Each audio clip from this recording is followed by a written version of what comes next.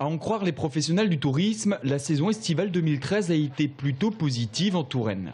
Malgré une diminution de l'activité touristique au mois de juillet, le mois d'août est très bon. On constate plusieurs choses. D'abord, un certain nombre de destinations habituelles des Français et des Européens qui ne sont plus possibles pour des raisons de sécurité. Je pense en particulier à la Tunisie, je pense à l'Égypte.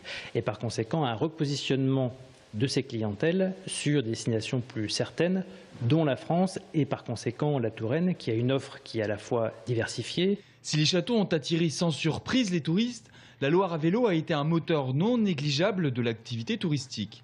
Chez ce loueur, par exemple, peu de vélos sont restés au garage durant l'été. On se retrouve à la fois avec des petits groupes, des scouts, à la fois des amis, à la fois des personnes qui font de l'itinérance, à la fois des personnes qui vont juste prendre des vélos à la demi-journée parce que cet après-midi il fait beau, puis demain ils feront peut-être du canoë, je ne sais pas. Donc on a vraiment de tout. Villandry, son château, ses jardins et ses touristes. Ici, le directeur peut se frotter les mains. La tendance est très positive avec d'ores et déjà 2000 visiteurs de plus que l'an dernier.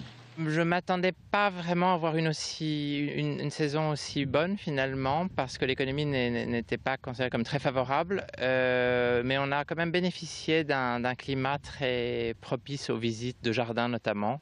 Seul bémol du beau temps, dans certains campings, les touristes ont plutôt délaissé la Touraine au profit d'autres destinations.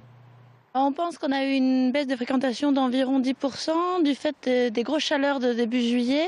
Peut-être que les gens ont préféré soit rester chez eux ou alors aller sur le bord de mer pour se rafraîchir un petit peu.